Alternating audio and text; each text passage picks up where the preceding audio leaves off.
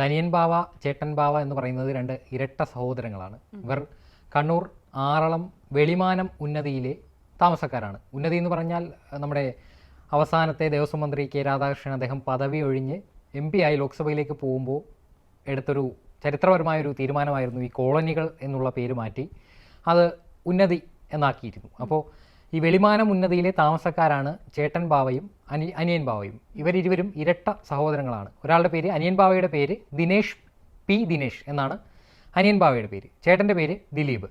ഈ ദിലീപിൻ്റെ ഭാര്യയാണ് ഷൈനി, ഈ കേസിലെ മൂന്നാം പ്രതി. ഇവർ മൂന്ന് പേരും ചേർന്ന് ആസൂത്രണം ചെയ്ത ഒരു മോഷണം.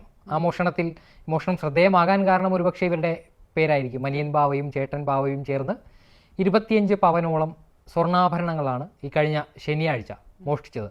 ഈ സംഭവം നടക്കുന്നത് മാഹി പോലീസിൻ്റെ പരിധിയിൽ മാഹി പന്തക്കൽ ഊരോത്തുമ്മൽ ക്ഷേത്രത്തിന് സമീപം സമപ്രഭ ക്വാർട്ടേഴ്സിൽ താമസിക്കുന്ന ആലപ്പുഴ സ്വദേശിനിയായ രമ്യ രവീന്ദ്രൻ.